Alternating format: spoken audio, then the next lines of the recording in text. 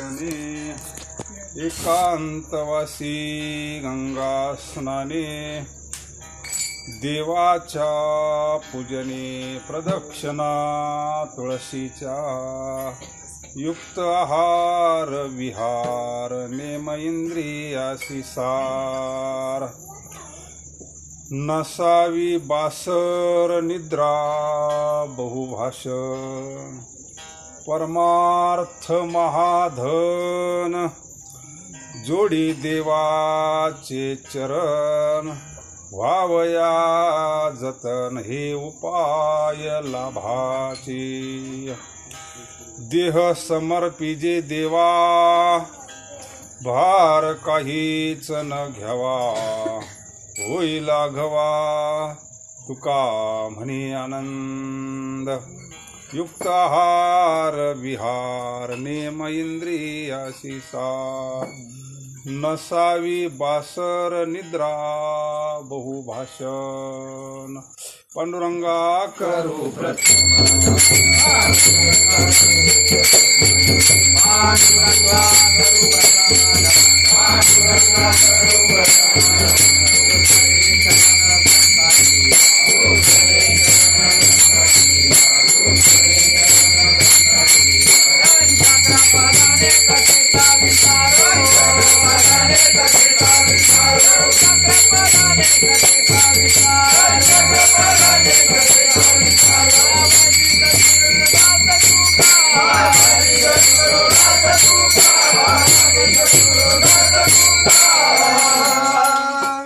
पांडुरंगा करू प्रथम नमन दुसरे चरण संतांच्या त्यांच्या कृपादाने कथेचा विस्तारू बाबाजी सद्गुरु दास तुका ओम नमो ज्ञानेश्वरा करुणा करा दयाळा तुमचा अनुग्रह लादलो पावन झालो चराचरी वचन ऐका कमलापती माझी रंकाची विनंती कर जोडितो कथे काळी आपण असावे जवळी मस्तक हे पाया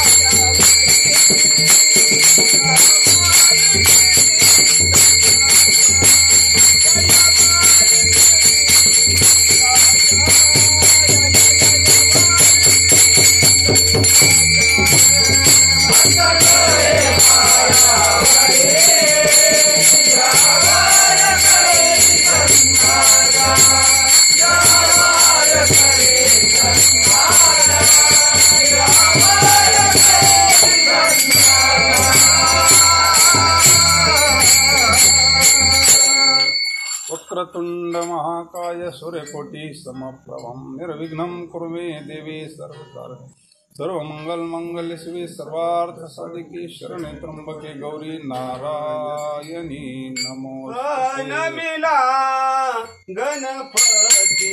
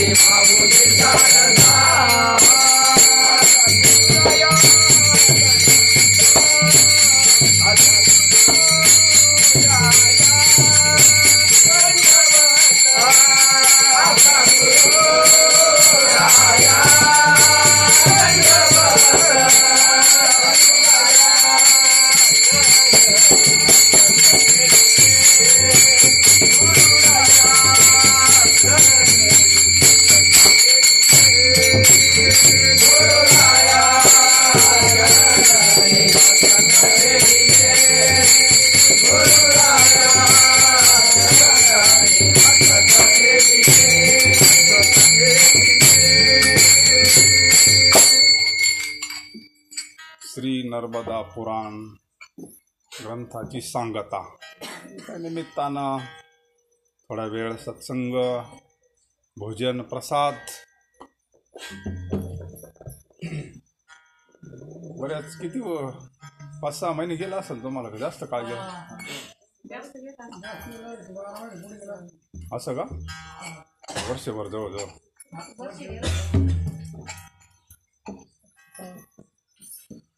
भगीरथांना गंगा आणली सगळ्याच्याच उपयोगात आली ना ती तपश्चर्या भगीरथानं एकट्यानं केली. पण आतापर्यंत त्या गंगेचं आपण हे घेतोय ना, तशी तुमच्या निमित्तानं ते नर्मदा पुराण तुम्ही श्रवण केलं, त्याचं चिंतन केलं, वर्षभर त्याच्यात स्नान केलं. कथा म्हणजे त्रिवेणी स्नान असतं. कथा त्रिवेणी संगम, कथा त्रिवेणी संगम, कथा त्रिवेणी संगम, कथा त्रिवेणी संगम. देवभक्ताची नाम, देवभक्ताची नाम, देवभक्ताची नाम, देवभक्ताची नाम.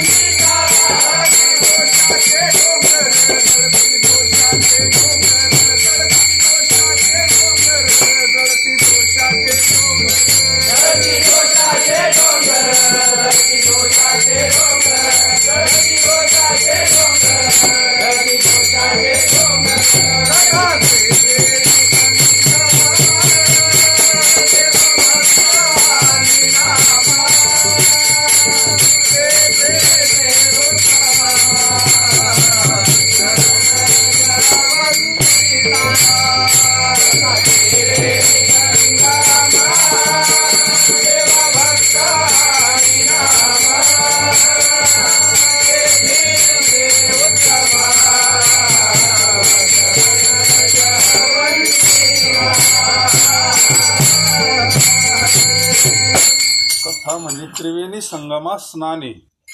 मग ती कथा आतूनही शुद्ध करते आणि बाहेरूनही शुद्ध करते. आत बाहेर चोखाळू माऊली म्हणतात. चोखाळू म्हणजे शुद्ध करते ती. एकाच्या कैवारे आम्हाला थोडा सेवेचा लाभ, प्रसादाचा लाभ होतोय तुमच्यामुळं. करू आपण श्री गुरूंच्या कृपेनं थोडा वेळ सेवा. घ्यावी घ्यावी माझी सेवा,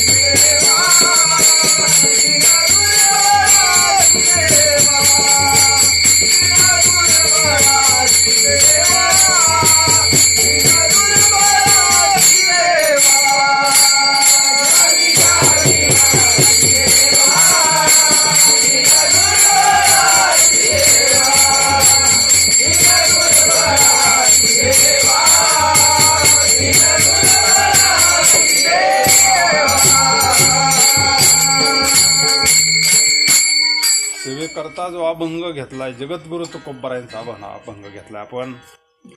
आणि जगद्गुरु तुकोबारायांचा गाथा म्हणजे ज्ञानगंगाची. पुराणातून एक एक सिद्धांत काढावा लागतो. पुराण म्हणजे लय पसार असतो. समुद्रातून मोती काढल्यासारखं आहे. समुद्रातून मोती काढणं सोपी गोष्ट आहे का? पण गाथा म्हणजे निवळ मोतीची. एक एक अभंग म्हणजे काय आहे? मोतीची. म्हणजे जास्त पुराण आता त्यांच्याकडे वेळ आहे. अधिष्ठानी म्हणून वर्षभर बेस्टपैकी त्यांनी श्रवण केलं. फार चांगलं आहे. श्रवणे कीर्तने झाली ती सनकाधिक जान परम. श्रवणांनाच ज्ञान प्राप्त होतं. श्रवणाचं अंतकरण पवित्र होत असतं. अर्जुनांना गीता ऐकलीच ना, परीक्षितीनं भागवत ऐकून जर उद्धार होत होतं मग याच्यापेक्षा काय. म्हणून श्रवण भक्ती 1 नंबरला घेतली तिने. 1 नंबर आहे श्रवण भक्ती, सर्वात श्रेष्ठ. वाचता नाही आलं तरी चालेल पण श्रवण होते. श्रवणाचे विषय वैसावे समाज भुवनी सुखी नावे, समाज भुवनी सुखी नावे. श्रवणाचे विषय वैसावे समाज भुवनी सुखी नावे, समाज भुवनी सुखी नावे. साम्राज्य भुवनी म्हणजेच वैकुंठ भुवनी. वैकुंठ भुवनी घर केले. असं इतकं श्रवणाचं महात्म्य आहे. श्रवण भक्ती फार श्रेष्ठ आहे. फक्त एकाग्र चित्ताना श्रवण झालं पाहिजे. अहो श्रवण म्हणजे फार मोठी समाधी आहे. पण आपल्याला हे मोबाईलच काही उमजून देणार. परमार्थाला फार मोठी हे आहे का. आपण काय असं एखादं शांत निवांत बसावा तर ते गडबडच करते. म्हणजे चांगलं तेवढंच आहे, दुधारी शस्त्र आहे ती. म्हणून भगवंताचं चिंतन करण्याकरता वातावरण सुद्धा पवित्र लागत असतं ना. नर्मदेचं वातावरण पवित्र आहे ना. आता जे मंडळी जाऊन आले, काही पायी जाऊन आले असतील, काही गाडीनं जाऊन आले असतील, काही स्नान करून आले असतील, पावित्र्य आहे ना ते. त्या तपोभूमी आहे ती. काही मंडळी गेले तर तिकडंच रमले, तिकडंच आश्रम टाकला आणि तिकडंच भगवंताच्या चिंतनात तिकडंच थांबून गेले, तिकडंच काही क्षणांनी समाध्या घेतल्या. म्हणजे तो जे परिसर आहे तो. आणि आपण बघितलं जे मंडळी परिक्रमा करून येतात त्यांच्या अंतःकरणात बदल होतो. खरं परमार्थात अंतःकरण बदललं पाहिजे. वरून बदल महत्वाचा नाही, आतून बदल झाला पाहिजे. तो अंतःकरण शुद्ध करण्याचं काम करत असतं ते, नाही का. म्हणून इथं सुद्धा आपण त्याचं श्रवण केलं. आता ह्या वयात सगळ्यांना जाणं शक्य नाही आणि पायी चालणं सगळ्याला शक्य नाही. मग इथं जरी त्या नर्मदा मातेचं श्रवण केलं, हे सगळं पुराणामध्ये सगळंच आलं, तर वर्णन आलंय पार सुरुवातीपासून, नाही का. म्हणून अंतःकरण पवित्र करत असतं ते. काळाचा, स्थळाचा आणि वेळेचा फार परिणाम होतो. आपण 6वा अध्याय ऐकला ज्ञानेश्वरीचा. 6व्या अध्यायामध्ये कोणतं स्थान सांगितलं. चिंतना करता एखादं भगवान शंकराचं मंदिर असावं जुनं. तिथं बसलं डोळे झाकले का मन एकरूप झालं पाहिजे. म्हणजे तो स्थान महात्म्य म्हणतात त्याला. एखाद्या साधूचा मठ असावा, एखाद्या साधूचा निवांत गंगेच्या कडाला मठ असावा, पावित्र्य असावं.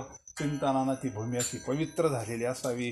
तिथं आपल्यासारख्यानं जाऊन बसावं, डोळे झाकावं, भगवंताचं नामस्मरण करावं.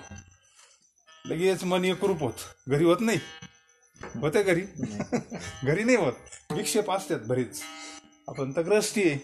पण मग त्या भूमीचा पावर आपण बऱ्याच वेळा अनुभव घेऊन पाहिला. गोंदावल्याला आपण गेलो, तिथं बसलं. आता ती समाधी आहे ना तिथं. आता हेच क्षेत्र का निवडलं महाराजांनी भेट, हेच कारण आहे ना त्याला. लोकांतामध्ये ह्या गोष्टी घडू शकत नाही ना. हे हा परमार्थ, हा चिंतनाचा परमार्थ पुढचा आहे. सामान्य भक्ती कुठं घडल. पण जर भगवंताचं एकाग्र चिंतन करायचं असं, चिंतने तद्रूपता, तर सगळ्याचा त्याला विसर पाडायचा.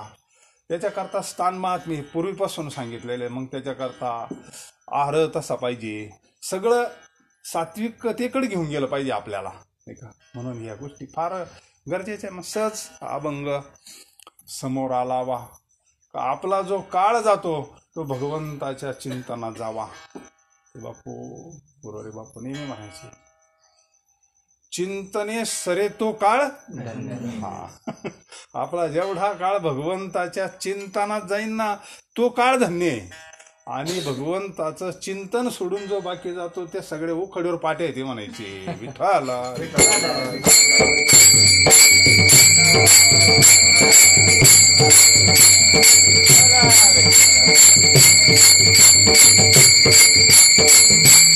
भगवंताचं चिंतन करायचं म्हणले कोणातरी मार्गदर्शनात जावं लागेल संतांच्या. आणि जरी मना नाही केलं भगवंताचं चिंतन व्हायला जात नाही, पुण्य प्राप्त होतं. त्या पुण्याच्या योगानं संत भेटतात, आपल्याला मार्ग दाखवतात आणि आपल्याला पुढचं भगवंताचं चिंतन कसं करायचं.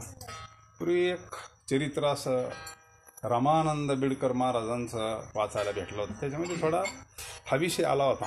त्यांनी परिक्रमा केली होती. ते महाराजांचे फार लाडके भक्त होते. अक्कलकोट स्वामी महाराजांचे लाडके भक्त होते. तसे ते सुरुवातीला परमार्थाबद्दल त्यांची श्रद्धा नव्हती, काय नव्हती, पण काय त्यांचं जीवन बदललं. जीवनामध्ये कोणी बी परमार्थाकडे जातं काहीतरी सुरुवातीला काहीतरी घरानं घेऊनच जात असतं. त्यांना एक व्याधी होती, पोटाची अशी भयान व्याधी होती. ती चौकड फिरली पण ती व्याधी काय बरी नाही झाली. आणि मग शेवटी त्याने ठरवलं आत्महत्या करायची. आता काही हेच होय ना सगळं हे केलं, नोकरी बिकरी सोडून आणि ठरवलं आता आत्महत्या करायची. पण कोणीतरी सांगितलं, अरे आत्महत्या करणं हे काही योग्य नाही, तू काहीतरी भगवंताला प्रार्थना कर. मग त्या काळात स्वामी अक्कलकोटला होते. करत भगवान दत्तात्रेयांचा आविष्कार येतो, श्रीपाद नरसिंह सरस्वती आणि त्यानंतरचा भगवान दत्तात्रेयांचा आविष्कार.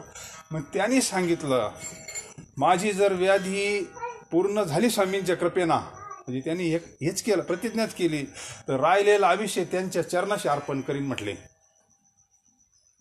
आणि काय स्वामींची कृपा झाली, त्यांची व्याधीच बरी झाली ना. आणि मग काय इतका मोठा अनुभव आल्यानंतर त्यांनी दुसऱ्या दिवशी लगेच गाडी धरली. बाकी सगळे म्हणत होते नंतर जाऊ, नवस फेडायला नाही म्हणले. ते लगेच गेले अक्कलकोटला.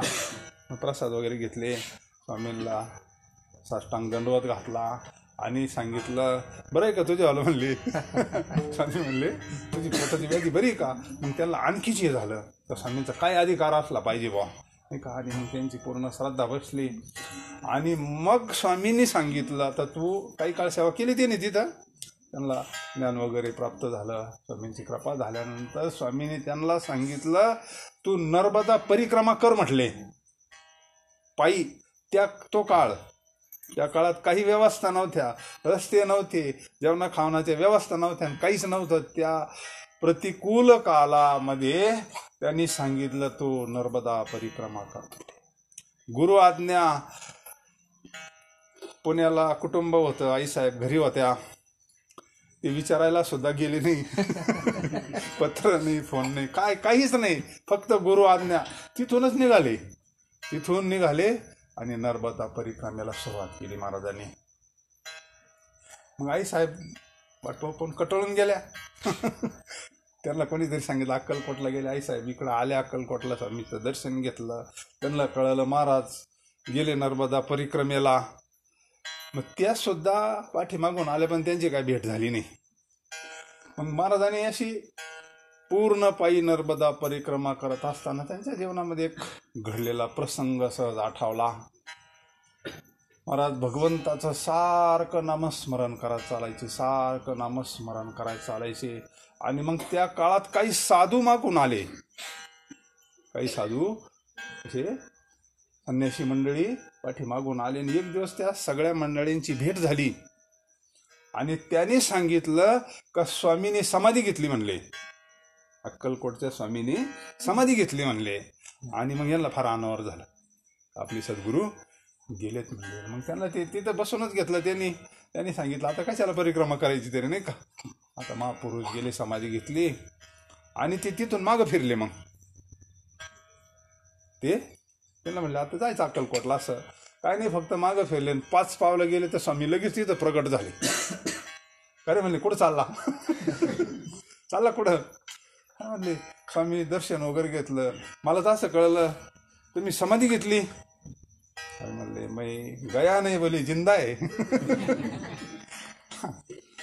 मी कुठं जात नाही, नाही का. येऊ नको, मी तुझ्या पाठीशी उभा आहे. तुला जे सांगितलं ती नर्मदा परिक्रमा कर म्हणले. विठ्ठला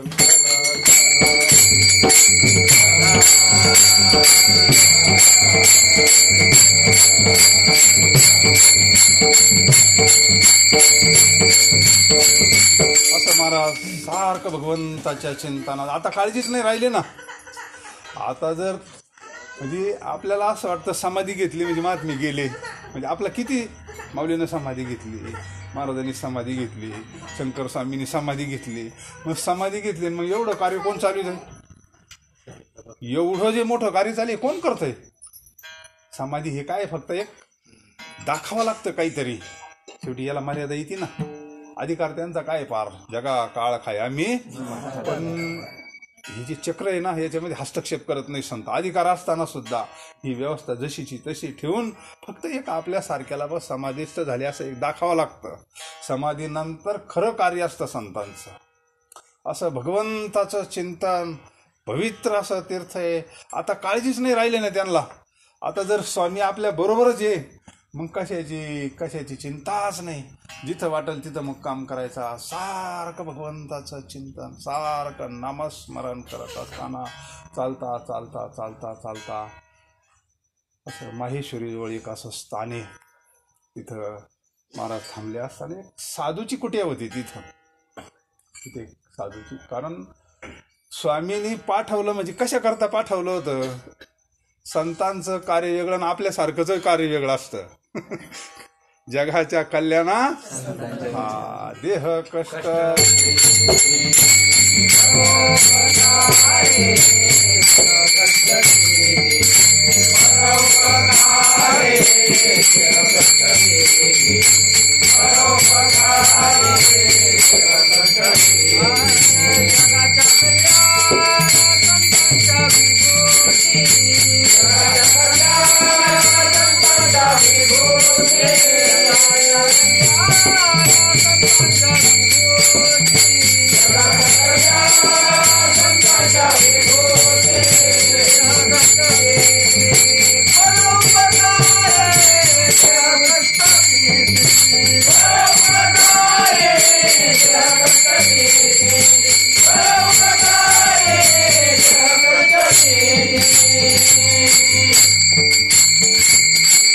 सद्गुरू रामानंद बिडकर महाराजांकडून महाराजांना कार्य करून घ्यायचं होतं उद्धाराचं.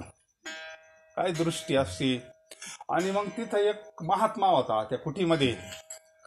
त्याच्याकडे एक कृष्ण मूर्ती होती. अशी कृष्णाची मूर्ती होती. काय त्याची उपासना, सगुण उपासना म्हणा, काय त्याचं पूर्वजन्मीचं सेवा म्हणा. ती कृष्ण मूर्ती रात्री प्रगट व्हायची भगवान श्रीकृष्ण परमात्मा. आणि मग ते कुटीचं दार बंद करून घ्यायचं आणि रासक्रीडा चालायची दोघांचीच, त्या साधूची आणि भगवान श्रीकृष्ण परमात्मा. ती मूर्तीतून प्रगट व्हायची आणि रासक्रीडा रात्रभर चालायची त्यांच्यावाली. मग तो कोणाला येऊन देत नव्हता. त्या आश्रमात कोणी आला तर दगड हाणायचा, शिव्या द्यायचा, अजिबात कोणाला येऊन दे. कारण हे कोणाला कळलं नाही पाहिजे ना.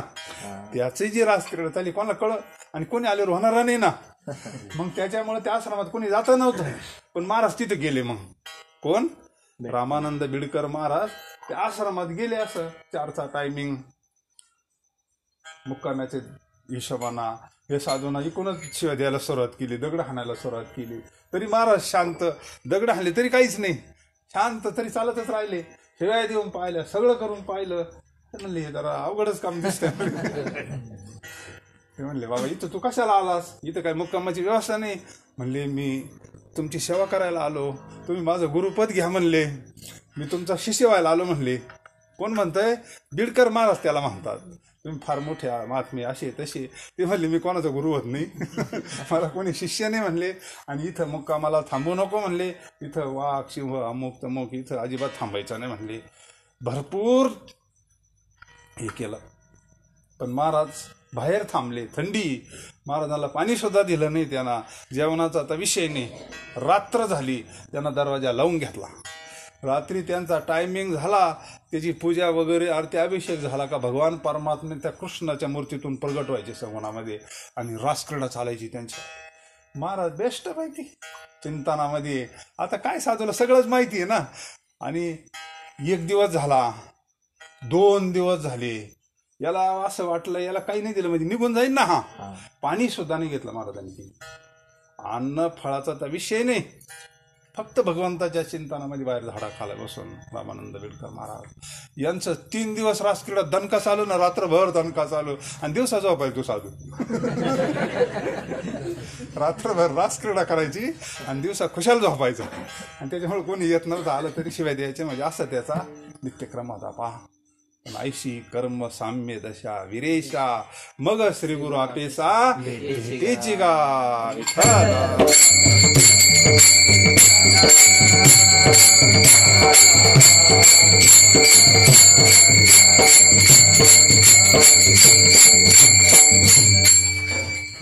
तीन दिवस झाल्यानंतर महाराजांना दुपारी 12 वाजता भोळ आली अशी जरा. त्यांना असं वाटलं आता यानं आपल्याला काही दिलं तर नाही, पण नर्मदेचं पाणी तरी पिऊ असं महाराजांना वाटलं. जवळूनच नर्मदेच्या कडालाच आश्रम होता ना. आणि मग महाराज उठले आणि पाणी प्यायला गेले म्हणून ऊन खाली वाळू आणि महाराजांना भोवळ आली. महाराज बेशुद्ध होऊन पडले, रामानंद बिडकर महाराज. आणि मग भगवान परमात्मा त्या मूर्तीतून बोलायला लागले. अरे जोगडे म्हणले, 3 दिवस झाले मला उपाशी मारले म्हणले तो. आणि काय माहिती पूजा करतो म्हणले. आणि मग त्याच्या लक्षात आलं, अरे भगवान परमात्मा बोलतोय, आपल्याकडे आलेला हा जो कोण साधू आहे त्याला आपण 3 दिवस झाले म्हणले मध्ये तर घेतलं नाही म्हणले, पाणी नाही, काही जेवण नाही, काही नाही. आपण बेस्टपैकी जेवण बिवण करायचं आतमध्ये, सगळं सगळं व्यवस्थित. पण ज्यावेळेस भगवान परमात्मा बोलायला लागले ना, त्यावेळेस मग त्याच्या अंगावर असा सरसरून काठाला. अरे ही काही सामान्य कोणी विभूती नाही म्हणले, प्रत्यक्ष देवते संत देवते निमित्त त्या प्रतिमा विठ्ठला.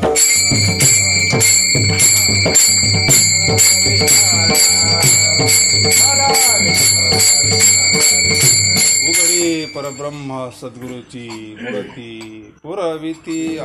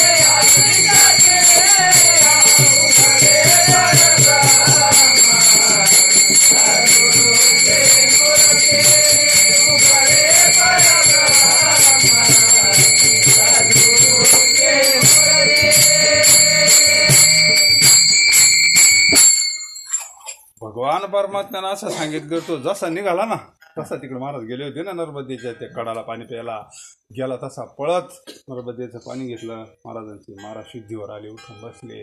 आणि मग त्यांना श्री संताची माथा चरणावरी साष्टांग हे करी पाय धरले आणि मोठमोठ्याना रडू लागला. मला माफ करा म्हणले, तुमचा अधिकार मला कळाला नाही म्हणले. अहो म्हणले, मला आता तुम्ही उपदेश करा, मला ज्ञानाचा उपदेश करा.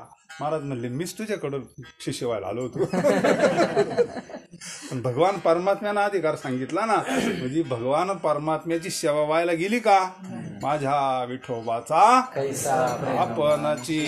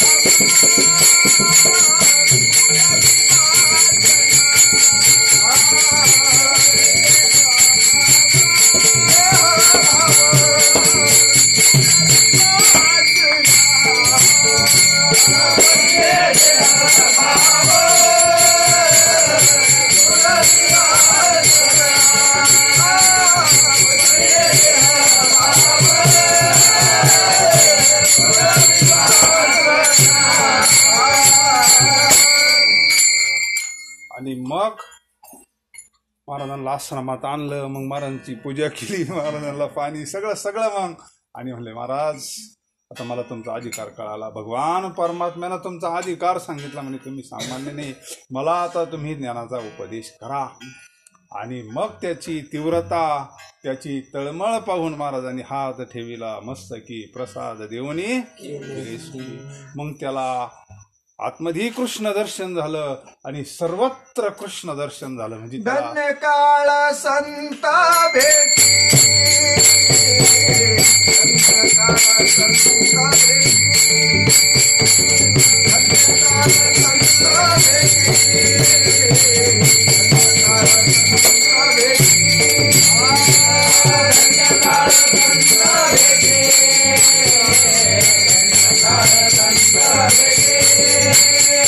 धन्य काळ संता भेटी, धन्य काळ संता भेटी, धन्य काळ संता भेटी, धन्य काळ संता भेटी, पायी धन्य काळ संता भेटी, पायी धन्य काळ संता भेटी, पायी धन्य काळ संता भेटी, पायी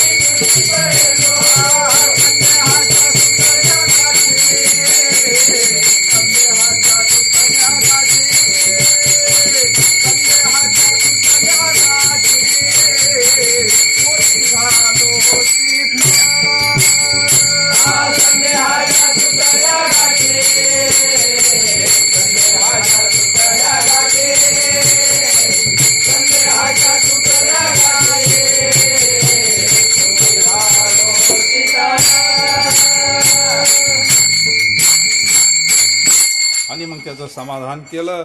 आणि मग महाराज पुढं परिक्रमेला निघाले. असा सर्वसामान्याचा उद्धार करी, सर्वसामान्याला उपदेश करत महाराज शूलपाणीच्या जंगलामध्ये निघाले.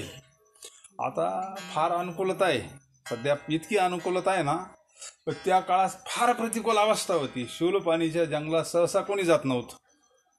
भयान रस्ते नव्हते, काय नव्हते, सर्प काय काय काय कशाची व्यवस्था नव्हती. हुकला तर हुकलाच, काही सांगायला कोणी नाही. बर्फ काय तर काय, सिंह वाघ. मग सगळ्यांनी सांगितलं महाराज तुम्ही तिकडून जाऊ नका. बाकीचे लोक बाकीच्या मार्गाने जायचे. सगळ्यांनी सांगितलं तुम्ही या जंगलात घुसू नका.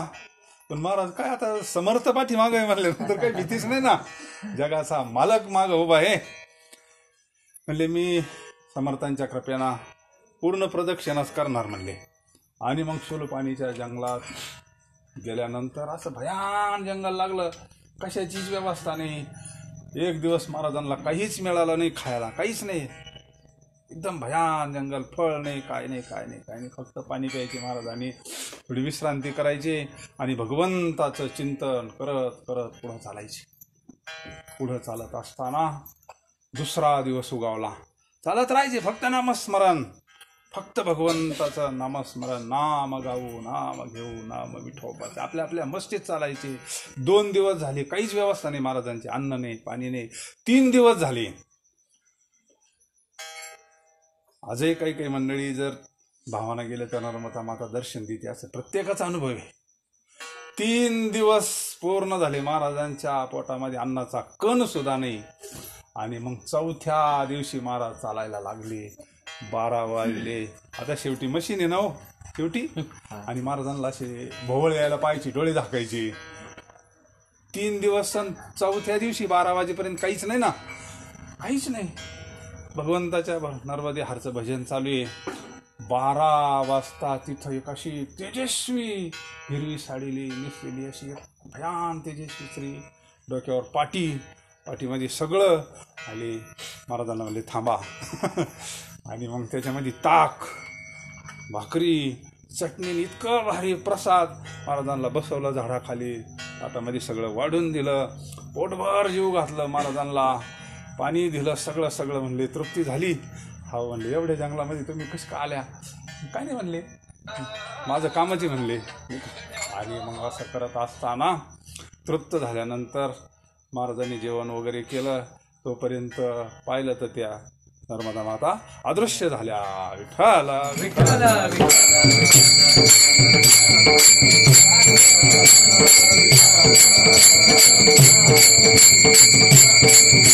विठ्ठल मग महाराजांच्या लक्षात आले कोण होतं, प्रत्यक्ष नर्मदा मैयानं आपल्याला दर्शन दिलं आणि जीव घातलं म्हणले. मग आता काय काळजी करायचं काम राहिलं का. आणि मग काय नसतं चिंतन सोडून काय. म्हणून महाराज म्हणतात आपला जो काळ आहे कशात घालावा, अभंगाच्या प्रथम चरणामध्ये काळ सारावा चिंतने, काळ सारावा चिंतने, काळ सारावा चिंतने, काळ सारावा चिंतने. एकांतवासी गंगा स्नाने, एकांतवासी गंगा स्नाने, एकांतवासी गंगा स्नाने, एकांतवासी गंगा स्नाने. देवाच्या पूजने, देवाच्या पूजने, देवाच्या पूजने, देवाच्या पूजने. प्रदक्षिणा तुळशीचा, प्रदक्षिणा तुळशीचा, प्रदक्षिणा तुळशीचा, प्रदक्षिणा तुळशीचा. युक्त हार विहार, युक्त हार विहार, युक्त हार विहार, युक्त हार विहार, युक्त हार विहार, युक्त हार विहार, युक्त हार विहार. सारावासी गंगे, गंगावासी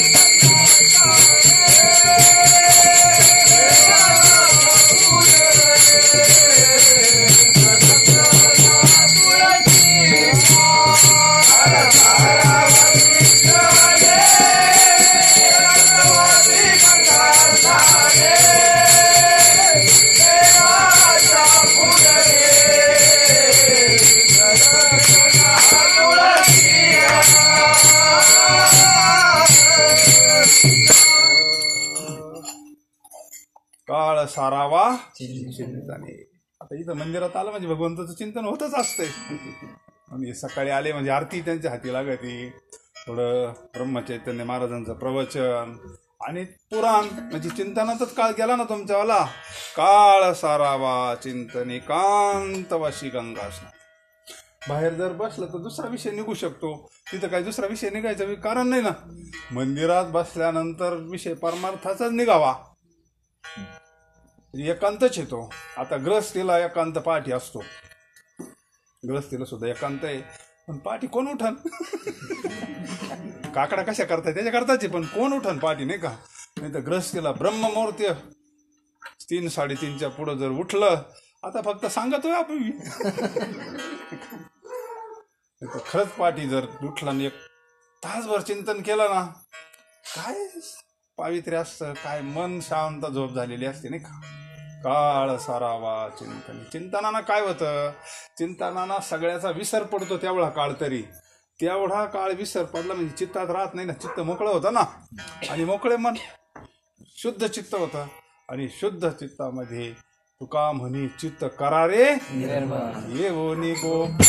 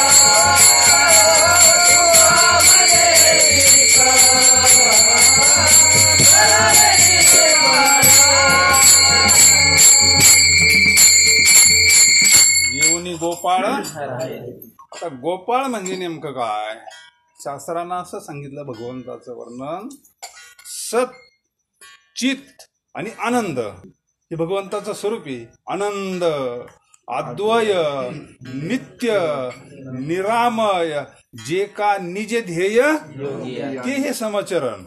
विटेवरी पहा भीमातिरी विठ्ठल रूप. विठ्ठल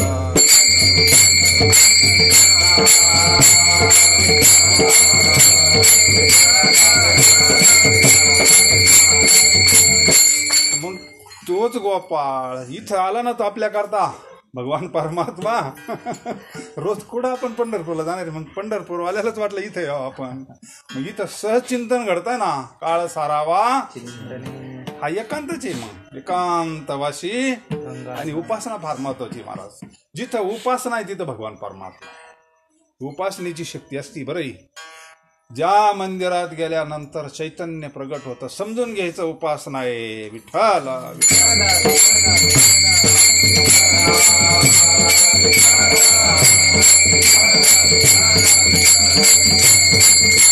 काळ सारावा चिंतन एकांतवासी गंगा स्नाने. गंगेच्या कडाला असलं तर फारच चांगलं. पण आता ही गंगेचं स्नान झालं ना तुमचं. कथा ऐकली म्हणजे ही ज्ञान गंगा आतून प्रवाहित झाली नाही का. जे ज्ञान गंगे नाहले म्हणले. एकांतवासी गंगा स्नानी देवाच्या पूजने प्रदक्षिणा तुळशीच्या. मग प्रदक्षिणा औदुंबराला घाला, तुळशीला घाला. भगवान शंकराच्या मंदिरात गेल्यावर प्रदक्षिणा फार मोठी एक तपस्या आहे ती. पूजेने भगवंताचं.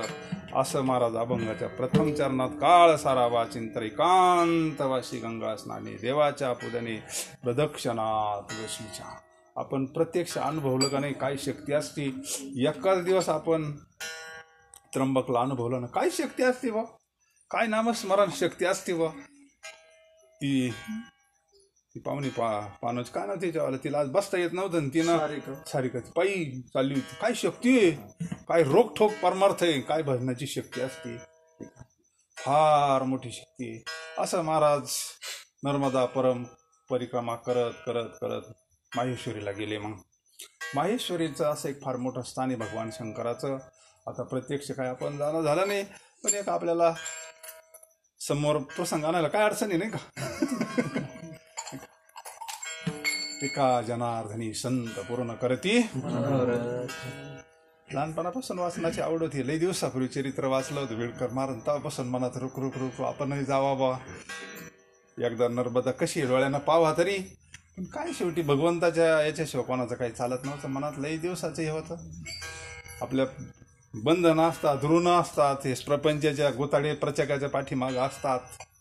परंतु निदान म्हणलं नाही काय तर निदान त्या ओंकारेश्वर ते नर्मदेला एकदा डोळ्यानं प्रत्यक्ष तरी पावा. मग एका जनार्दनी संत पूर्ण करती. ती इच्छा भगवंताना मागच्या वर्षी पूर्ण केली. विठ्ठल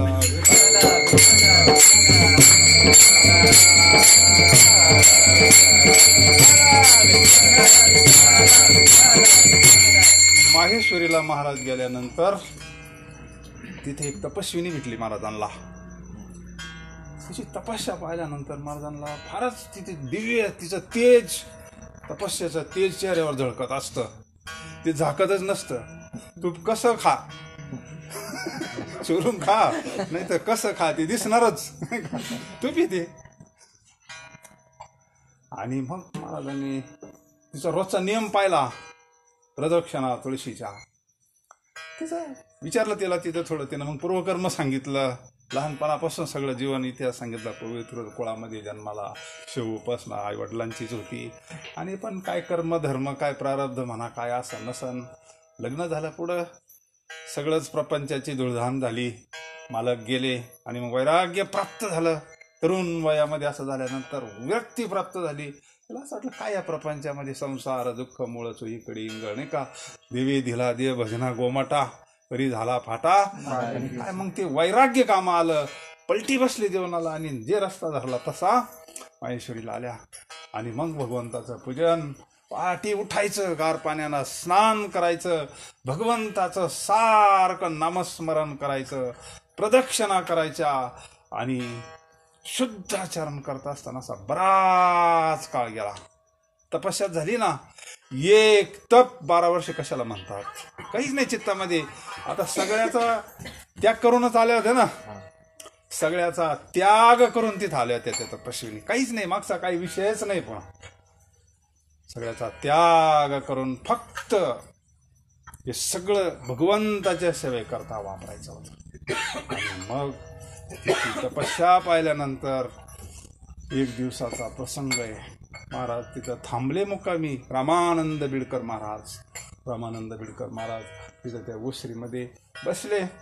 ध्यानाला बसायचे तिथं, आपलं चिंतनामध्ये काळ घालायचे. कोणी दिलं प्रसाद खायचा.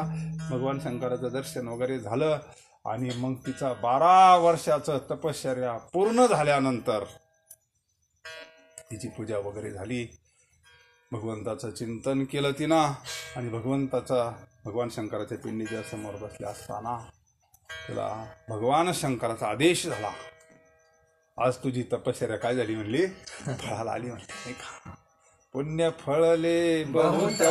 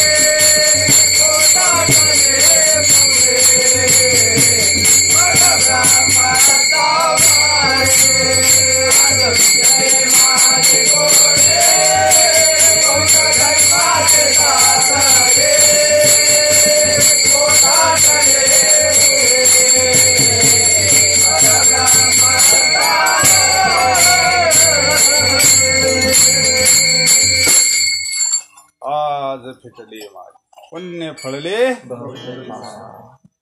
पुण्याला एकदा शीग आली ना, एकदा भरलं का आपाप सांडत होती. आणि मग भगवान शंकरांना आदेश दिला. तिला फार सेवा झाली, मी संतुष्ट झालो आणि ह्या सेवेचं फळ आहे म्हणले. आज एक समर्थ साधू, एक समर्थ सद्गुरू आज आपल्या दरबारात आले. तो त्यांची शरणागती करीत. तद्विधी प्रणिपातेन परिप्रश्नेन सेवया ते ज्ञान पैका बरवे जरी मनी अति संताया भजावे सर्व. जे ज्ञानाचा कुरठा सेवा हा दरवंटाचा. 12 वर्षी सेवा झाली ना, कसं अंतकरण झाला असन. आणि त्याग किती आहे, वैराग्य किती आहे, तपस्या झाली ना हो. सेवा हा ज्ञानाचा दरवाजा म्हणजे सेवा आहे. विठ्ठल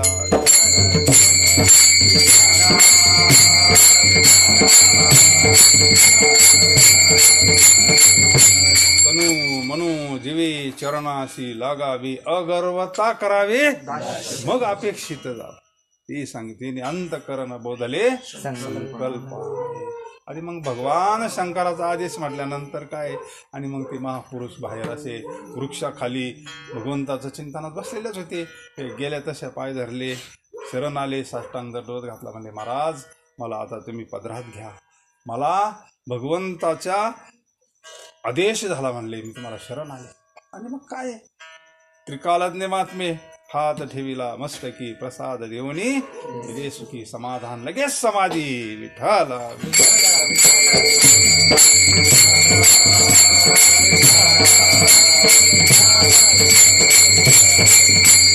अर्जुना देवनी निज समाधी सवेची घातला महायुद्धी परी कृष्ण कृपा निधी तटस्थ त्रिशुद्धी लागो निधी. विठ्ठला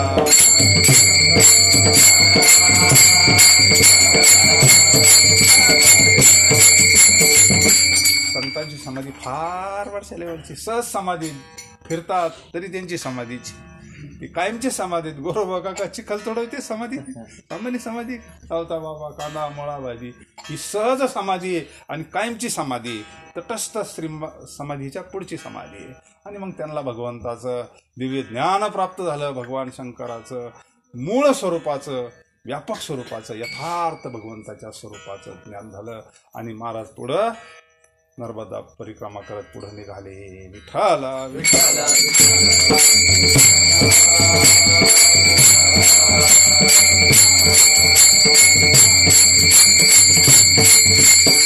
आजही बरेच मंडळी तपस्या करतात त्या भागामध्ये, कारण तपोभूमी आहे ना ती.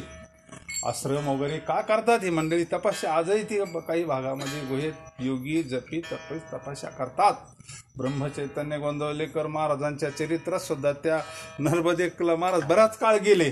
त्यांच्या चरित्रामध्ये ब्रह्मानंदाच्या चरित्रामध्ये जे जे महापुरुष यांनी परिक्रमा केली प्रत्येकाच्या चरित्रात ते प्रसंग आहे. एकदा महाराज ब्रह्मचैतन्य गोंदवलेकर महाराज त्या काशीला गेले होते. तिकडे काशी यात्रा केली, अयोध्या केली आणि सगळ्या मंडळींना म्हणले तुम्ही आता घरी जा, मी थोडं काम आहे माझ्यावालं. त्यांना शूलपाणीच्या जंगलामध्ये थोडं माझं काम आहे. सगळे गेले पण एक शिष्य होता महाराजांचा. तो काय ऐका ना म्हणले, महाराज मला तुमच्या बरोबरच यायचं आहे. महाराजांनी त्याला लय समजून सांगितलं, येड्याने करू नको म्हणले. अरे जंगल आहे, बर्फ आहे तिथं, काय म्हणले काय ते पाहूनच तू मरशील म्हणले, तू कशाला येतो? पण तो लयच हट्टी, शेवटी बाल हट्ट आहे, काही चालत नाही बाला हट्टा पुढं चालवा म्हणली. सगळे गेले पण तो आलाच महाराजांबरोबर. आणि आल्यानंतर महाराज मग त्याला घेऊन गेले आणि त्या फार एक मोठी गुहा होती. त्या गुहेमध्ये एक साधू तपस्या करत होता. साधू पुरुष कशा करतात तिकडे जातात त्यात पहा. मग हा जो बरोबर आलेला शिष्य होता हा बाहेरच थांबला. हा काय घाबरला, हा काय मध्ये आला नाही. मग त्या गोह्यामध्ये हा गोह्याच्या बाहेर बसला. महाराज मध्ये गेले. त्या साधूच्या जटा अशा पार अशा किती काही सगळ्या जटाच एकांत गोह्यामध्ये काळ सारावा चिंतन एकांतवाशी. हा मग त्याचं चिंतन हीच त्याची पूजा आहे, त्याला कोणती वेगळी पूजा आहे? आणि मग महाराज गेले तसे त्या साधूच्या मस्तकावर हात ठेवला महाराजांनी. ब्रह्मचैतन्य गोंदवलेकर महाराजांनी, काय अधिकार असतो साधू पुरुषाचा, त्याच्या मस्तकावर हात ठेवल्यावर मग त्यांना डोळे उघडले. मग तो म्हणला रामावतार झाला का?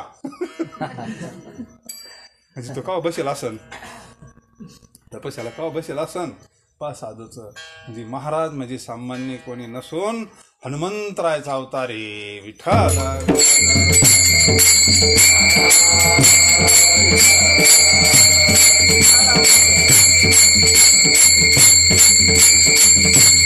हनुमंतरायने समर्थांचा अवतार धरला जगाच्या कार्याकरता.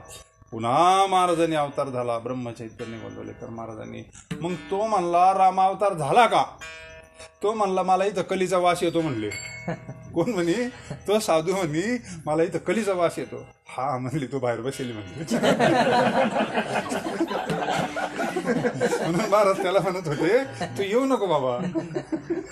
म्हणजे महाराज कलियुगातली नव्हती याचा अर्थ.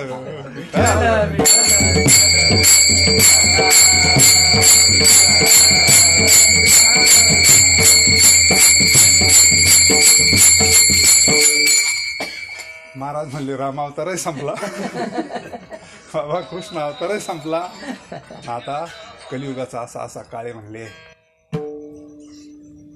मला माझ्या मोठी योगी होती त्यांनी सांगितलं होतं म्हणले नाही का, तपस्याला मला बसून गेले होते पण ते काय आले नाही म्हणले. पण असे एक महात्मे येतील तुझा उद्धार करतील म्हणून महाराज तिथे गेले होते. आणि मग त्यांना ते समाधीतून जाग केलं, त्यांना तो आत्मबोध दिला आणि त्यांना त्यांचं जीवन कृतार्थ झालं. विठ्ठल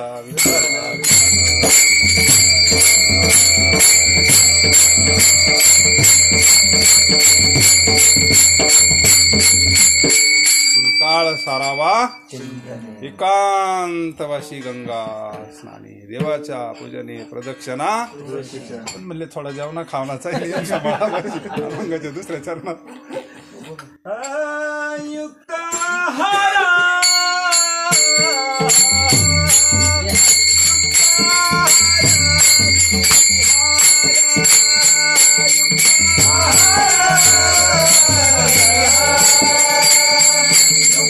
Hara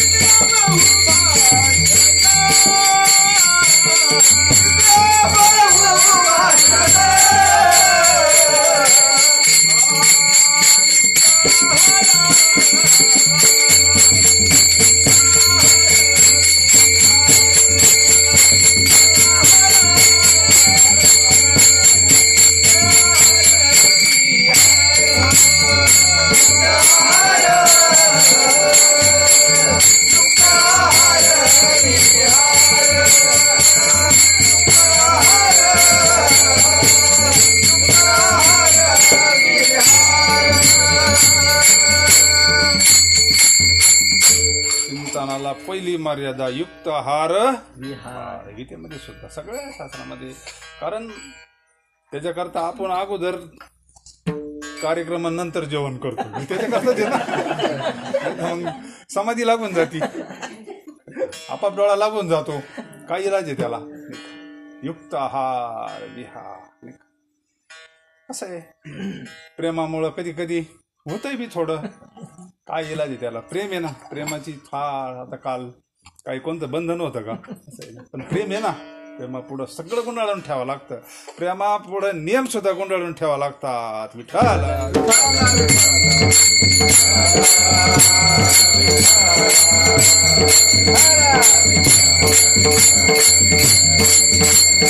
त्याला चिंतन करायचं भगवंताचं, त्याला हलकं पाहिजे. व्रत त्याच्या करताच आहे. व्रत उपवास नवरात्र हे कशा करताय? पारायण. पहा, पारायण करा असं नवनाथ ग्रंथाचं. पहाटी उठून पारायण करायचं, 3ला उठून पारायण करायचं, ग्रंथात सांगितल्या पद्धतीनं करायचं. पायात काही घालायचं नाही, असं गादीवर झोपायचं नाही, सांगितलेलंच अन्न खायचं. व्रतस्थ चिंतन करून पारायण करून पहा काय होतं. विठ्ठल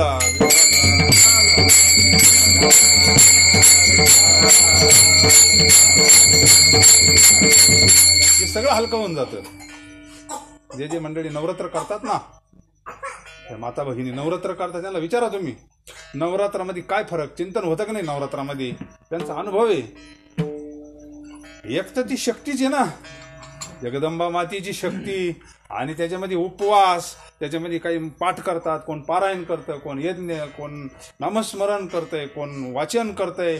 आणि मग ते सगळं घडतं. युक्त आहार आपोआप घडतं का नाही? मग फराळ भगर खायची आपली थोडी. महाराज भगर सोडून काही खात होते? काय जीवन असतं तपस्याचं.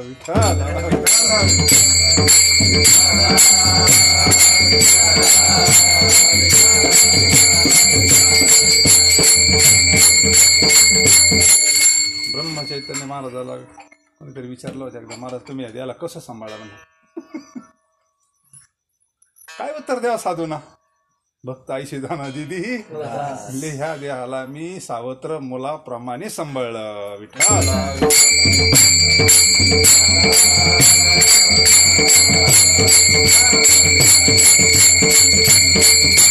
त्याच्यातून फक्त भगवंताचं नामस्मरण करून घ्यायचं. युक्त आहार विहार. शिवाय सात्विक असावं. माळ घातली म्हणजे बंधनं येतात. त्याचं काय कारण आहे? मूळ सात्विक आहार. सात्विक बुद्धी तयार होती. कुळी कन्या पुत्र होती. जे सात्विक म्हणलं ना, सत्व गुणामध्ये ज्ञान आहे, सत्व गुणामध्ये शांती आहे, सत्व गुणामध्ये समाधान आहे. ह्या गुणामध्ये अजिबात काही नाही. रजोगुण तमगुण परमार्थाला अजिबात योग्य नाही, अनुकूल नाही. परमार्थाला अनुकूल. आपल्याला एवढं हे मंडळी आपल्याला जीव तुळून आयुष्यभर सांगतात. पवित्र तुळशीची माळ घाला, याचा सगळ्याचा त्याग करा, व्यसन करू नका, हे वाईट हे खाऊ नका. का? आपली बुद्धी सात्विक व्हावी, आपली प्रकृती सात्विक व्हावी. कारण तुका म्हणे ऐका सत्वाचे करावा परमार्थ अहर्निशी सदा परमार्थ करावा पाय न ठेवावा अरे जे आडमार्गी जातील त्यांना सुद्धा जाऊन नाही द्यावा विठ्ठल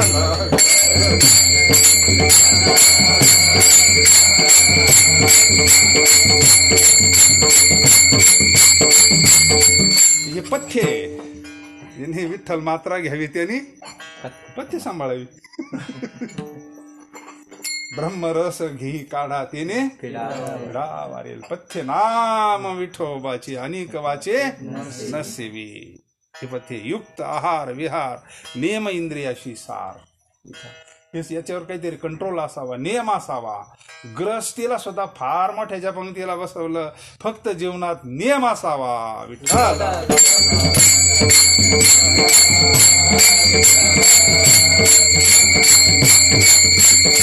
नाथी भागवत ज्यांनी ऐकलं ज्यांनी वाचलं त्याच्यामध्ये काय नाथांचा अधिकार आहे सामान्य अधिकार आहे या सुखाकारणे देव वेडावला वैकुंठ सोडोनी ग्रस्ती जीवन पण नियम आहे ना नियमात जीवन आहे ना नियम इंद्रियाशी सार नसावी बासर बासर म्हणजे काय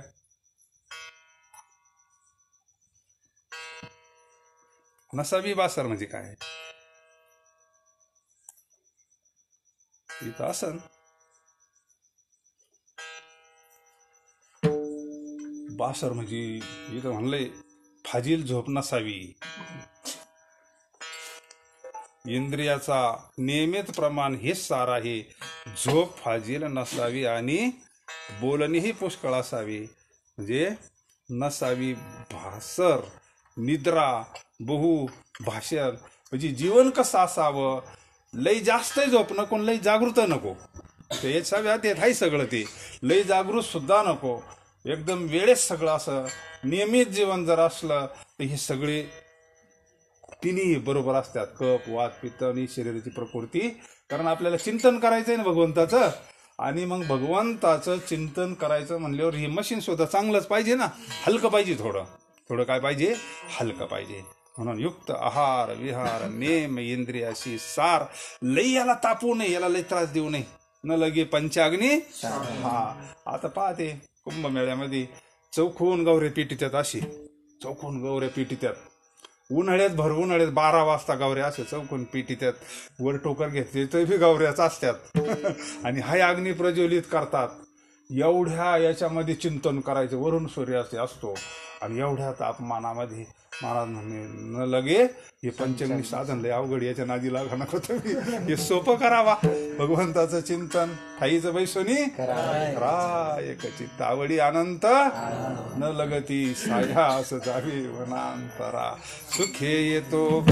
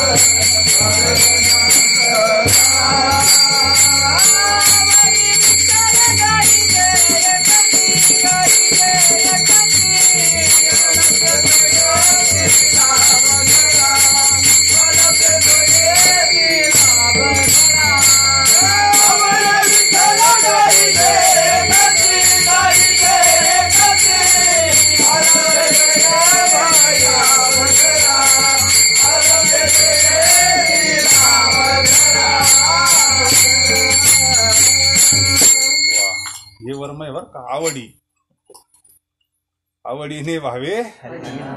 त्याला फक्त एक वर्म आहे संतांनी, ते वर्म ओळखलंय. लय आजवायचं काम करू नका म्हणले. वर्म जर असलं तर फार सोपा आहे. आवडीने भावे हरी नाम घेशी, तुझी चिंता त्याशी नको खेद करू कोणत्या गोष्टीचा. पती लक्ष्मीचा जाण तसे, सकळ जीवांचा करीतो संभाळ. तुझं मोकलील जैशी स्थिती आहे तैशा पर्याय. कौतुक आहे. आपली ती बाबांची पुण्यतिथी होती त्या सोनंदाताई. एवढा एकच अभंग पाठी तिच्या, एकच तेवढाच अभंग पाठी. पण काय अनुभव येते जीवनामध्ये महाराज, आपण प्रत्यक्ष पाहतो ना. ती म्हणली आयुष्यामध्ये तेवढा एकच अभंग पाठी, बाकी काहीच येत नाही म्हणली. नामस्मरण तेवढा एकच अभंग, आवडीने व्हावे. पण काय प्रचितीन, काय दिव्य जीवन असतं महाराज. देवाला फक्त प्रेम लागत हो. प्रेमानं थोडं जरी केलं ना, देव भावाचा भुकेला हाची दुष्काळ. त्याला अंतरीची घेतो गुढी. तुका मन घातल्यावरी भार, तुका मन घातल्यावरी भार, तुका मन घातल्यावरी भार, तुका मन घातल्यावरी भार, तुका मन घातल्यावरी भार, तुका मन घातल्यावरी भार, तुका मन घातल्यावरी भार, तुका मन घातल्यावरी भार. होईल कैवारी नारायण, होईल कैवारी नारायण, होईल कैवारी नारायण, होईल कैवारी नारायण, होईल कैवारी नारायण, होईल कैवारी नारायण, होईल कैवारी नारायण, होईल कैवारी नारायण.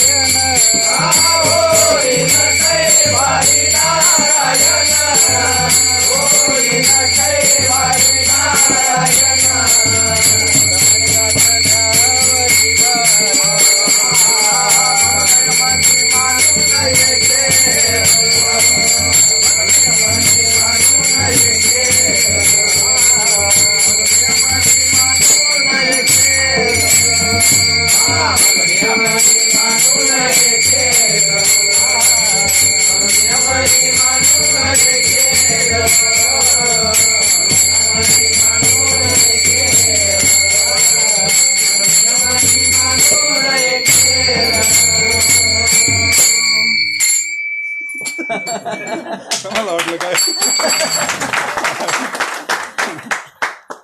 तुम्हाला वाटलं चुकीचं म्हणतो का?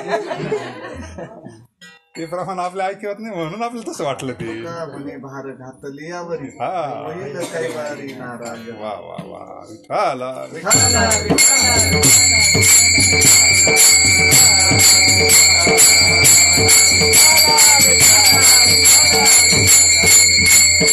युक्ताहार विहार नेमेंद्रियाशी सार. नसावी बास निद्रा बहुभाषण. जास्त झोपही नको, जास्त जागृत नाही, जास्त भाषण नको, म्हणजे जास्त बोलणं योग्य नाही. मग हे काही संत मौनात राहतात. आता मौनगिरी बाबांना तर ते काय, आता ते अधिकारी महापुरुष त्यांचा काय विषय. पण मौनानं काय होतं, शक्ती तयार होत असते. मौनानं काय होतं, शक्ती साठवली जाते. आपली बोलण्याना शक्ती खर्च होत असते. बरं, आपलं बोलणं काय लय सगळं सारं असतं असं काही नाही. सगळंच कार्मिक बोलतो असं आहे का आपण? मग कराय बरंच बोलतोच ना आपण. म्हणजे आपल्याकडे विवेक असतो का? ज्यांच्याकडे विवेक आहे ना, वाणी कडे तर लिहिलं होतं, वाणी आणि पाणी जपून वापरा म्हणले. जे बोलणं सुद्धा हे कोणा करताय, ज्याला चिंतन करायचं त्याच्या करताय. हे नियम कोणा करता? सगळ्यांकरता थोडीच आहे का? पण आता इथं सगळे चिंतन करणारच आहे, त्याच्यामुळे आपल्या सगळ्यांकरताच येते. आपण काय थोडेच बाहेर बसलेलो आहे का? आपण भगवंताच्या दरबारात बसलेलो आहोत. नर्मदा मातेचं चिंतन करत आहोत आपण. हे नियम आपल्या करताच असं समजायचं. युक्त आहार विहार. दुसऱ्या चरणामध्ये नेम इंद्रियाशी सार, नसावी बासर निद्रा बहु भाषण. आपलं बोलणं का असावं? जर आपल्या मुखातून नेहमी सत्य बोलणं गेलं, चांगलं बोलणं गेलं, कोणाची निंदा घडली नाही, कोणाची द्वेष घडली नाही, भगवंताचं नामस्मरण घडलं, तर वाणीला धार येते. पवित्र तो देह वाणी काय म्हणलं, पुण्यवंत. साधू सहज बोलणे करोनी, सहज साधू, सहज का वाणीमध्ये पावर असतो साधूच्या. वाणी पुण्यवंत असती, वाणी सिद्ध होत असती साधूची. मग हळूहळू तर आपण तिकडे गेलं पाहिजे ना सत्याच्या मार्गाना. ह्या मुखातून असत्य बाहेर पडू नये, म्हणजे मोकार बोलायचा कामच येत नाही. होईल थोडा त्रास, पण गुण हमखास नाही का. म्हणून भगवंताचं मूळ स्वरूप सत्य आहे. सत्य तू आपल्याला हळूहळू हळू सत्याच्याच मार्गाने जावं लागेल, कारण सत्याची प्राप्ती करायची आपल्याला. म्हणून वाणीवर सुद्धा काय असावा, ही निद्रा बहुभाषण. असं त्याला भगवंताचं चिंतन करायचंय. त्याला काळ सारावा चिंतने कांतवासी गंगा स्नाने. हे नियम जर थोडे पाळले तर मग चिंतनाला अनुकूल हे नियम. शरीर साध्य तर सगळे सात्विक प्रकृती प्राप्त होती, सात्विक गुणामध्ये समाधान प्राप्त होतं, आनंद प्राप्त होतो. मग कीर्तन ऐकावं वाटतं, ग्रंथ वाचावं वाटतं, भजन करावं वाटतं. मग हळूहळू इकडे या ज्ञानाकडे येते नाही ती व्यक्ती. म्हणून ह्या गोष्टी लागतात. आणि मग हे सगळं जर केलं तर मग हे खरं धन आहे. आणि हे कोणतं धन आहे, महाराज अभंगाच्या तृतीय चरणात सांगतात. परमार्थ महाधन,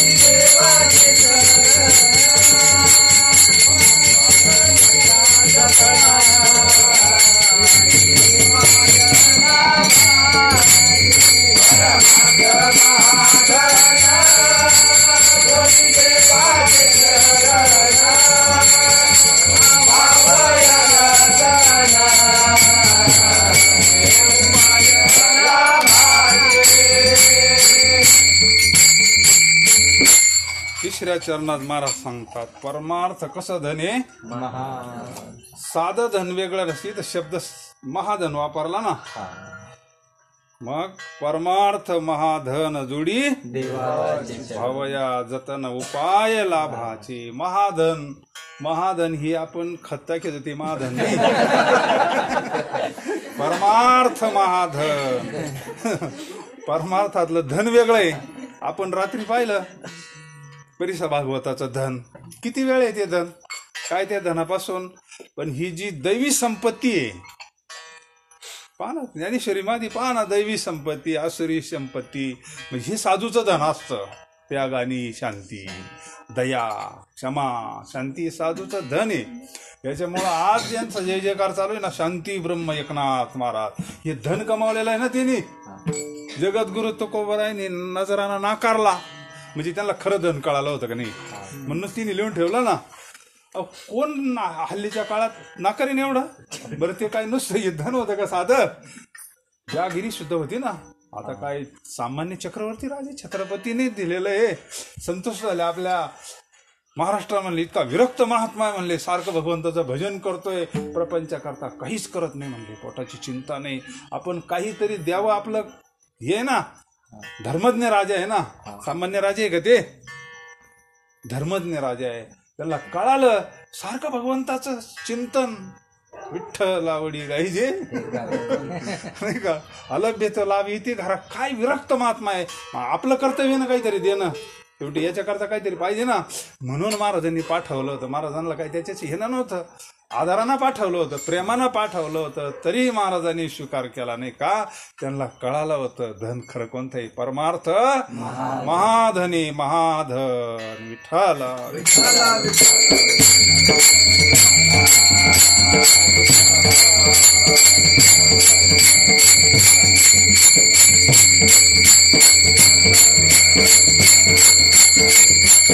प्रत्येक साधूच्या जीवनात प्रसंग घडलेले असतात.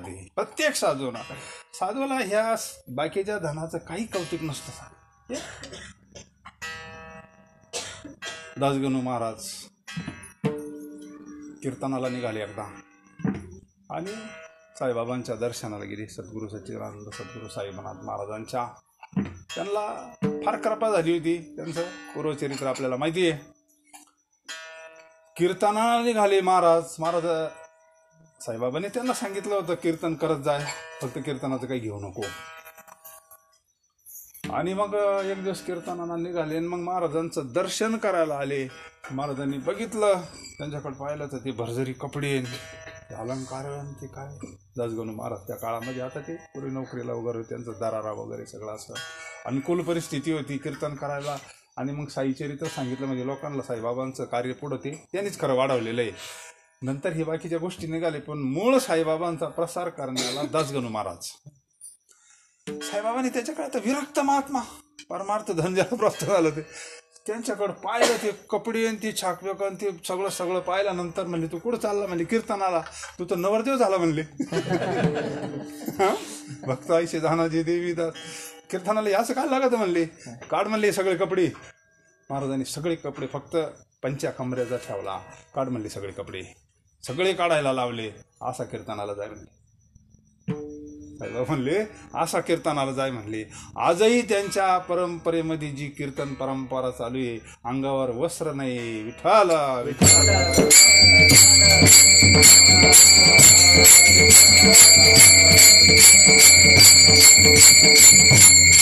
तिथून पुढं दासगणू महाराजांनी शेवटच्या श्वासापर्यंत ती आज्ञा पाळली. अंगावर काहीच नाही घ्यायचं, उघडी कीर्तन काही, फक्त कमरेला पंचा तेवढाच. अशी कीर्तनाची परंपरा. आपला विषय परमार्थ महाधन.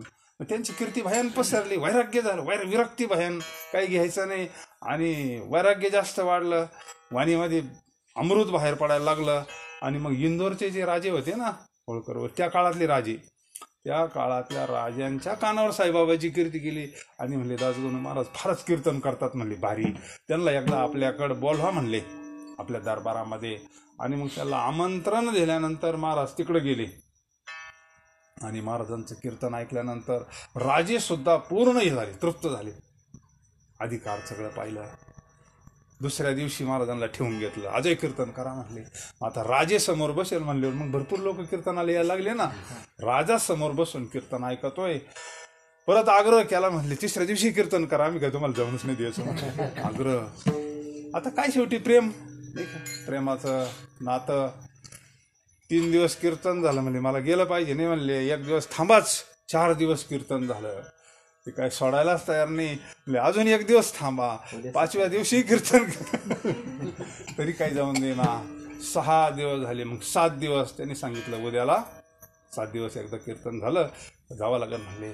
मग 7व्या दिवशी कीर्तन, सगळे मंडळी आले. मग तिथं काय आता राजघराणं म्हणले, तिथं काय कमी हो. आणि मग प्रसन्न झाले राजे.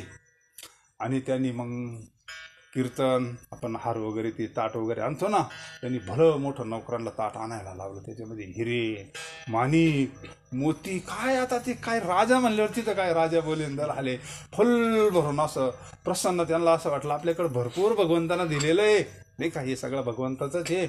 आणि मग प्रसन्न झाले म्हणून जसं छत्रपतींनी पाठवला नजरांना तसं त्यांनी कीर्तन वगैरे झालं आणि समोर आणून ठेवलं. म्हणले महाराज हा भगवंताचा प्रसाद आहे म्हणले. म्हणून तसे त्यांना माहिती होतं महाराज काही घेत नाही म्हणून. महाराज कशाला स्पर्श करत नाही त्यांना चांगलं माहिती होतं. पण तरी सुद्धा त्यांनी काय म्हणले, महाराज हा भगवंताचा प्रसाद म्हणून स्वीकार करा. पण महाराज त्यांचे पित्र जेवलेले होते. महाराजांनी कीर्तनाची सांगता केली. म्हणले राजे भगवंताचा प्रसाद सगळ्यांना वाटून द्या म्हणले.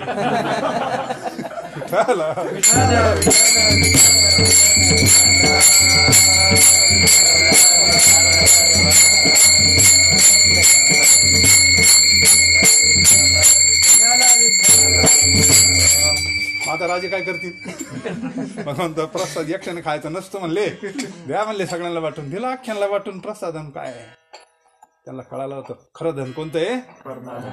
हे धन किती वेळ आहे आणि हे धन कुठं चालतं. हे धन वर चालतं का. हे शरीर आहे तोपर्यंत हे धन ठीक आहे. याच्यापासून सुद्धा देव जोडता येतोय. काही करता येईल, पुण्यकर्म करता येईल, दानधर्म करता येईल, पण हे धन वर चालत नाही. वर चालणारं धन कोणतं आहे. परमार्थाला महाधन म्हटलंय. परमार्थ महाधन.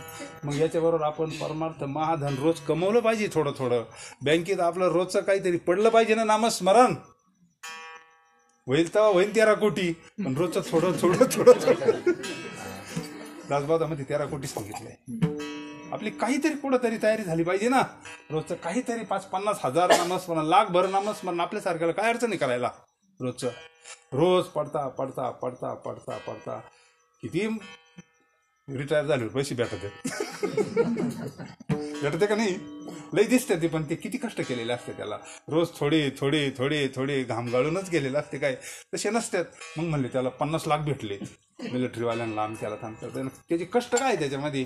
तसं आपण रोज थोडं थोडं थोडं थोडं भगवंताचं नामस्मरण करावं.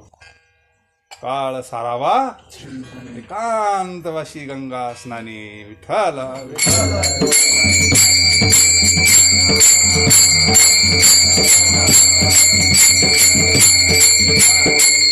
ह्या धनाचं असं आहे. ह्या धनाचा फायदा असा आहे, चोरी होत नाही. याच्यात कोणी वाटा घेत नाही. घेते वाटून कोणी नाही ना. याला भीती नाही. कुठं पडू द्या ना. असं कधी ऐकलंय का ज्ञानेश्वरीची चोरी झाली, माळीची चोरी झाली. किती काही लोकांचे दागिने कापते, पण माळी कोणी कापित का. असं काय कधी ऐकायला येत नाही. खरं धने त्याची कशी काय काही चोरी होईल नाही का. घरचे न खुटे जाको चोर न लूटे. घरचे न खुटे जाको चोर न लूटे. घरचे न खुटे जाको चोर न लूटे.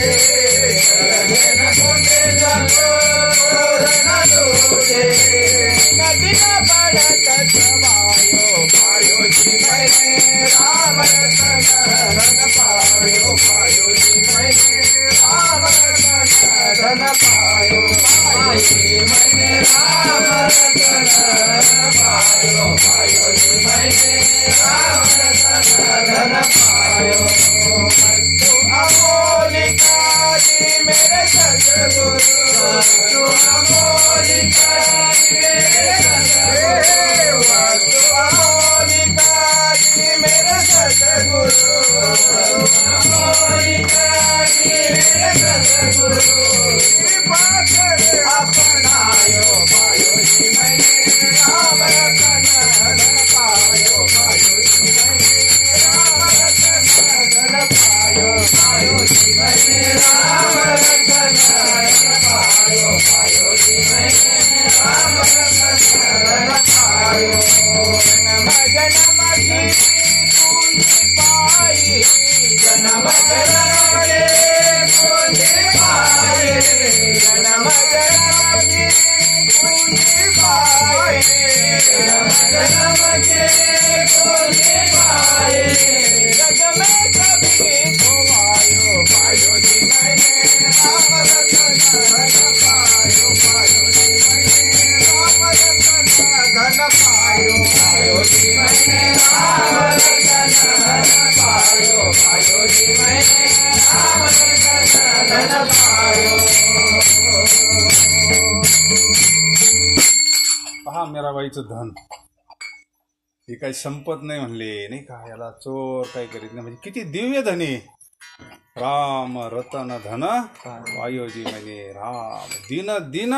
वारी वाढतंय म्हणले ती. सुख घडोघडी कंठी प्रेमदाते. नयनी नीर लोटे हृदयी प्रगटे राम. ते खरं परमार्थ माग. संतांनी आपल्याकरता फार करून ठेवलं. गाथा हे धनच आहे आपलं. ज्ञानेश्वरी आपलं हे धनच आहे. नामस्मरण हे आपल्याला धन वाटावं. नामस्मरण धन वाटावं आपल्याला. नाम विठ्ठल आमुचे जी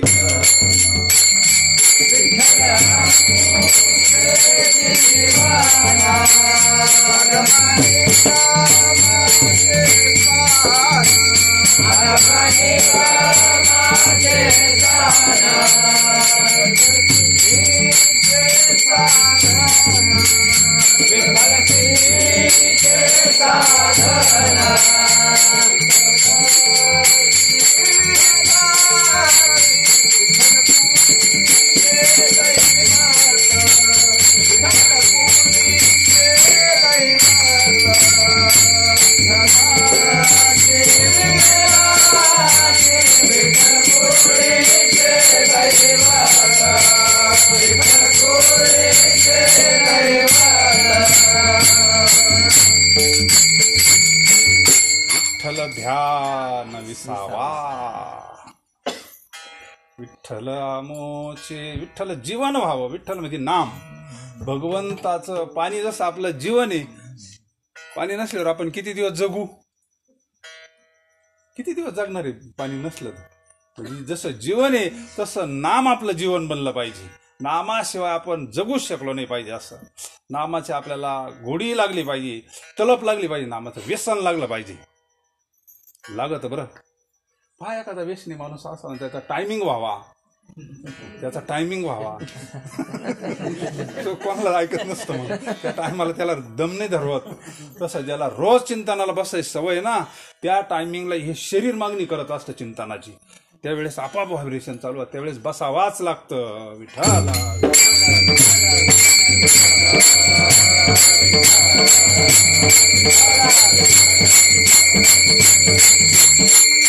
व्यसन लागावं तर नामाचं लागावं. या व्यसनाला काय करताय? बाकीच्या व्यसनाला सगळं नुकसान करणारे व्यसन आहे नाही का. पण नामाचं जर आपलं जीवन झालं, विठ्ठल आमुचे जीवन नाही का, काय जीवनच उज्ज्वल होऊन जातं ना. काय काय नुसतं आनंदच आहे जीवनामध्ये, दुसरं काय. ते जीवे न सोडी ऐसे झाले, ते जीवे न सोडी ऐसे झाले, ते जीवे न सोडी ऐसे झाले, ते जीवे न सोडी ऐसे झाले. लागावले माना लागली गोडी, लागावले माना लागली गोडी, लागावले माना लागली गोडी, लागावले माना लागली गोडी.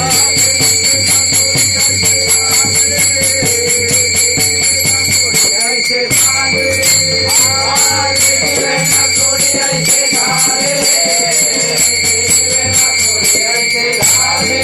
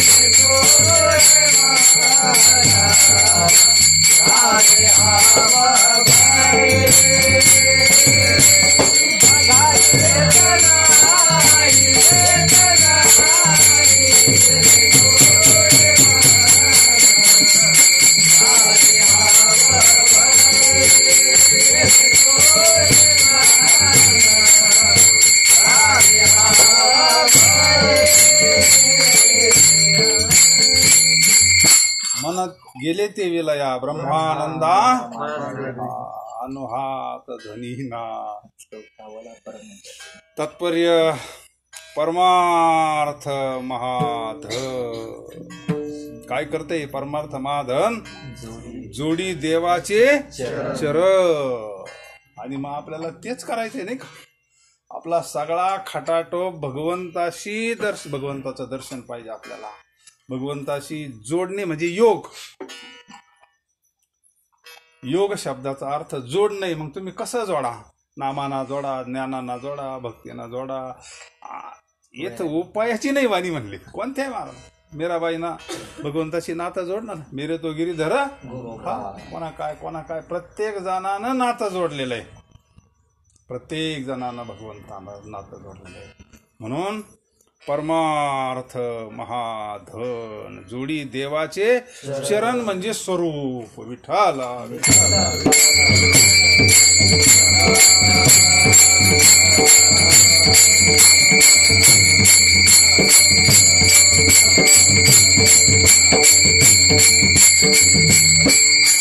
व्हावया जतन हे उपाय हा खरा लाभ आहे. ऐसा लाभ बांधा विठ्ठल पायी हकारोनी सांगे तुका नाम घेता राहू नका. विठ्ठल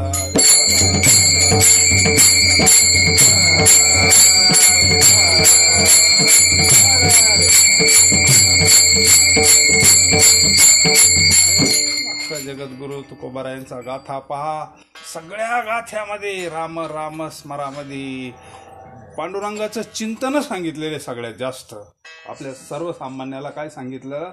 भगवंताचं नामस्मरणावर सगळ्या गाथ्यामध्ये जास्त जोर असेल तर नामस्मरणावर. त्याला चिंतन म्हणलं. चिंतन म्हणजे काय बरं? एकाच गोष्टीचं सारखं स्मरण करणं म्हणजे चिंतन.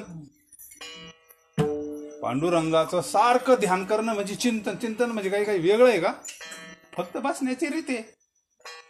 शांत डोळे झाकून. कारण अंतर्मुख होऊन केल्यानंतर मन लवकर एकरूप होतं.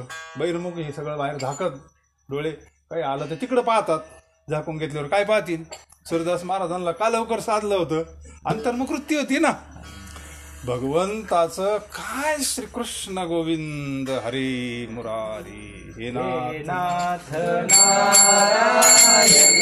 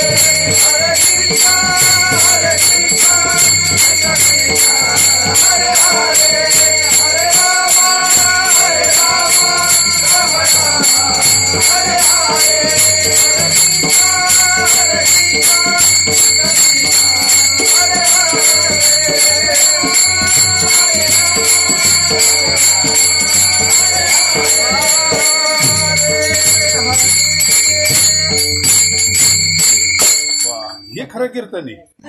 खरं कीर्तन हे सततम कीर्तयंतो यतंत.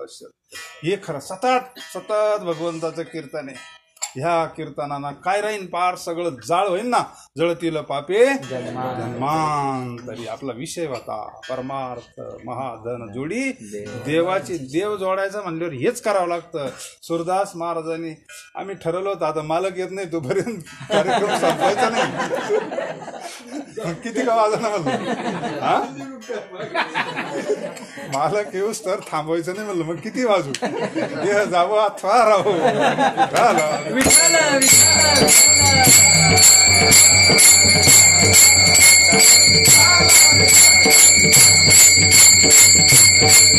फक्त आपला मुद्दा पहा, जोडी देवाचे. सूरदास महाराजांना ही दृष्टी नाही, पण सारखं नामस्मरण आहे ना. चरित्र आपल्याला माहिती, पण ज्यावेळेस चिंतन इतकं रंगायचं त्यावेळेस जगाचा मालक बालकृष्ण समोर बसून टाळ्या वाजवायच्या. काय वाटतं देवाला? देवाला बाकीचं लागत नाही हो. त्यावेळेस अंतकरणातून प्रेमानं, पूर्ण अंतकरणातून प्रेमानं भजन करायचे. सूरदास महाराज जगाचा मालक प्रत्यक्ष समोर येऊन टाळ्या वाजायचा. नामाचा उच्चार रात्र दिवस, नामाचा उच्चार रात्र दिवस, नामाचा उच्चार रात्र दिवस, नामाचा उच्चार रात्र दिवस. अमर देवासी देवाचा प्रकार, अमर देवासी देवाचा प्रकार, अमर देवासी देवाचा प्रकार, अमर देवासी देवाचा प्रकार.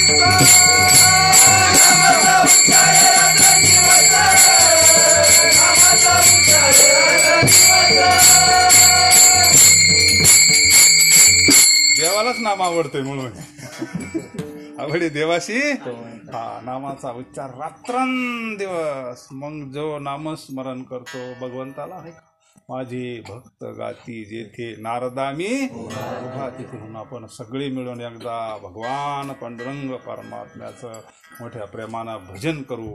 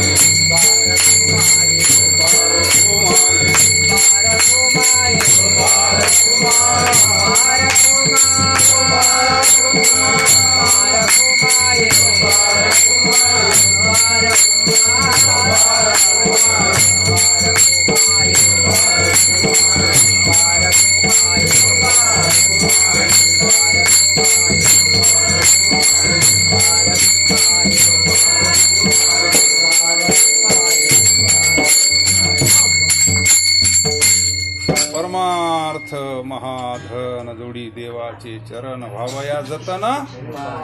हा फार मोठा लाभ आहे, सगळ्यात मोठा लाभ. आत्मलाभासारखे गोमटे काही.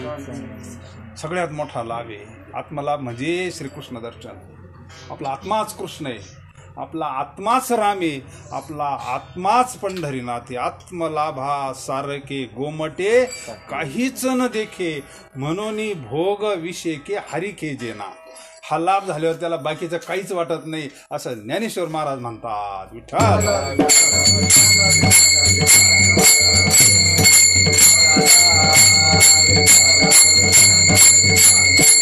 हा लाभ होण्याकरता काय करावं लागेल? तुम्ही लय भार घेऊ नका म्हणले शेवटच्या चरणामध्ये. देह समार पीजे देवा, देह समार पीजे देवा, नाही कना घ्यावा, नाही कना घ्यावा, होये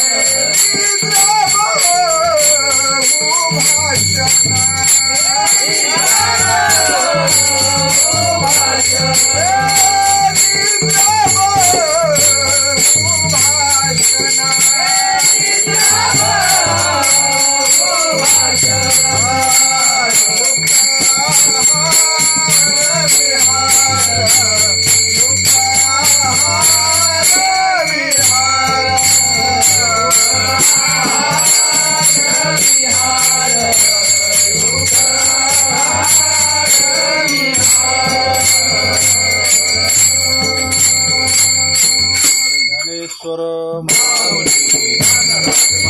महाराज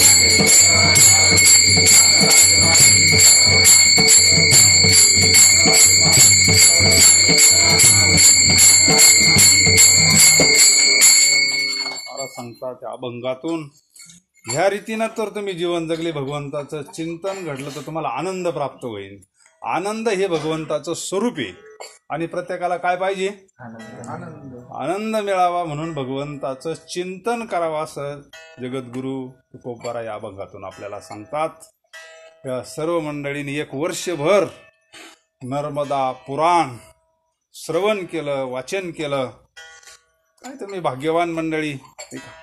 अशा पवित्र भगवान पांडुरंग परमात्म्याच्या दरबारामध्ये एक वर्ष तुमचं अनुष्ठानच झालं नाही.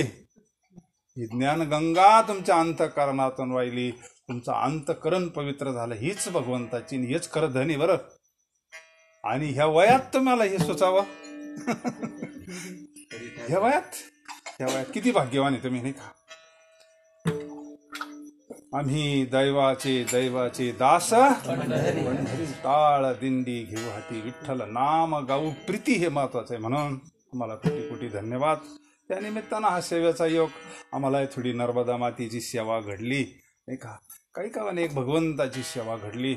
असंच तुमच्याकडून श्रवण घडावं हीच तुम्हाला शुभेच्छा. झालेली सेवा नर्मदा मातेच्या चरणी समर्पित. जय विठ्ठल.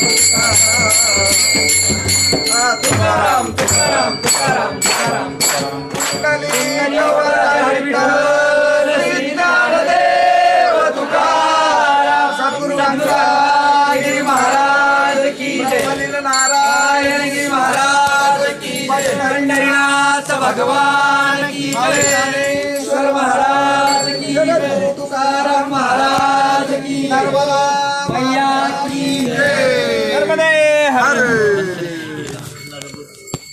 तुमच्या कृपेने